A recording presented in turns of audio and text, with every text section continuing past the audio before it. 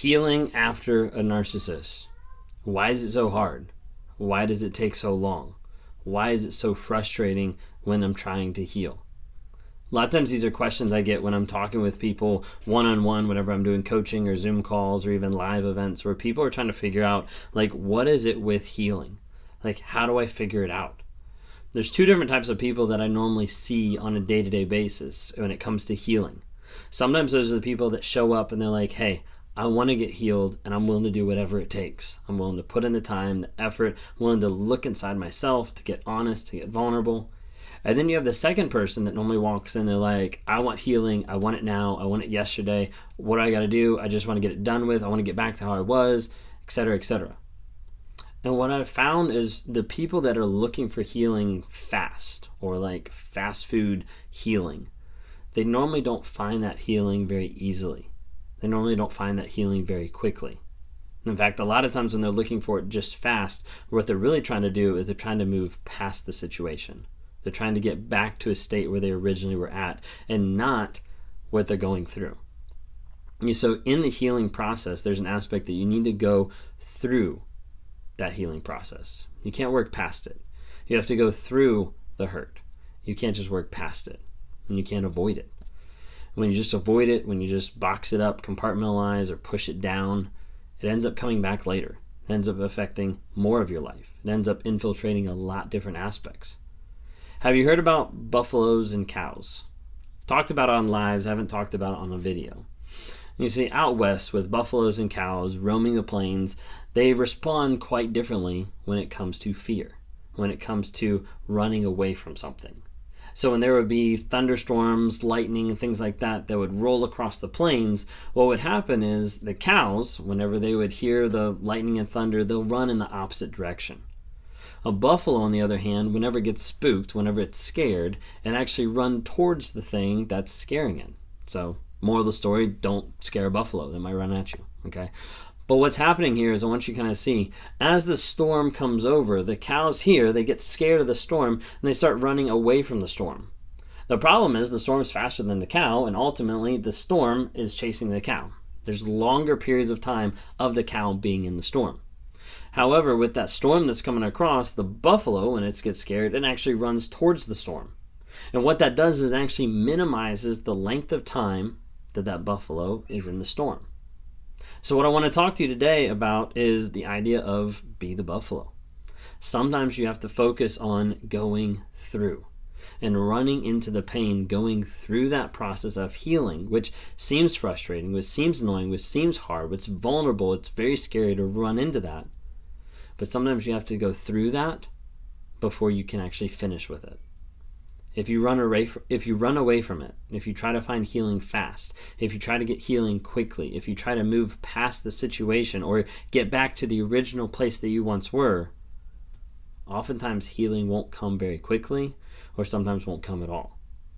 There's at times where you find people that have been with a narcissist for multiple years, that have tried to leave, that always come back, that have tried to leave and they can't break free of the trauma bond even though they don't even see the narcissist and don't interact with them. That's what I try to help with people on a day-to-day basis with the calls, is like breaking free of the trauma bond. Working through, how do we think about the situation? What's the triggers? What's the emotion? What's the feelings? They all compel the thought that's kind of going underneath. And as we identify with that thought, we take that thought, we put it on trial and we say, hey, what are the facts that are support or deny this thought that you're thinking? And as people start to realize, like, hey, this is what's actually going on, and they compare it to the facts, we can actually rewrite and change what they're thinking and say, hey, we're going to rewire your mind with a brand new story. And that new story is going to take the place of that original story, that fable that you're thinking. And over a period of time, as people start to integrate and implement that story into their lives, they start to get clarity and they start to get truth. Because you've heard the phrase, the truth will set you free. A lot of times people are sticking with a narcissist, sociopath, psychopath, whatever. They're sticking in a toxic relationship because they're not currently living in truth. Now, sometimes that truth is hidden because of the narcissist, because they're manipulating, they're lying, they're gaslighting, all that type of stuff. But I try to go down even deeper of saying, like, hey, it's not the truth of what they're saying, it's the truth of what they're doing. It's the truth of what it looks like on a day-to-day basis. That truth often comes with questions talking about demonstration or actions or reality, what is happening. So when the person is saying, like, I just feel like they do love me because they say they love me, and then the question is posed, okay, how does the narcissist demonstrate love to you? That changes that dynamic a little bit. Because oftentimes people stay in those relationships because of cognitive dissonance. The idea of saying, hey, I love you, but I'm going to treat you the opposite way. And then I treat you the opposite way, and then I say, oh, but hey, I love you. And that starts to confuse people over time. What it does over time is it starts to convince people that either what I'm experiencing right now is actually love, this is what it is, and you redefine what love is in your mind because this is all you have, or you start thinking this is as good as it gets. Like, this is all the love that either I'm worth, that's available, that's possible, this is just how life is. Oftentimes you can end at one of those two conclusions because of the fact that the narcissist isolates you. That they keep you away from your friends, from your family, from people around you that would be the warning signs of saying, like, hey, that doesn't seem like right. That doesn't seem healthy. So when you're going through all of this, when you're thinking through it, one of the things I need you to consider is you need to work through the pain. Now, that could be working with a psychiatrist, a therapist, a counselor, with me, with a number of other creators that are out here coaching, trying to help people on a day-to-day basis find healing, growth, and help. And as we do that, the goal is to get people out of these relationships, help them find a healthy boundaries to be able to live their lives so they don't get sucked back in, so they don't go back to the narcissist or the toxic person in their lives, and they're able to live happy and healthy lives on their own, focusing on their growth, their boundaries, so that when other people come to their lives, when they start dating again, whenever life moves forward, they don't fall back into that same pattern with the same person or with another person. So I want you to think today, like, when the storms come and when the healing is there and when the pain is there and you're trying to get that healing, are you running from it or are you trying to push through it? The only way you can get true healing long term is when you work through it on a day-to-day basis. And that's hard. That's vulnerable. It's frustrating. Sometimes it's really annoying. I know because I do it on a day-to-day basis, either working with people or individually with myself. I do it on a weekly basis when I meet with my therapist every single week, working through stuff. Sometimes I'll walk in and she'll be like, do we want to deal with something old or do you want to find something new?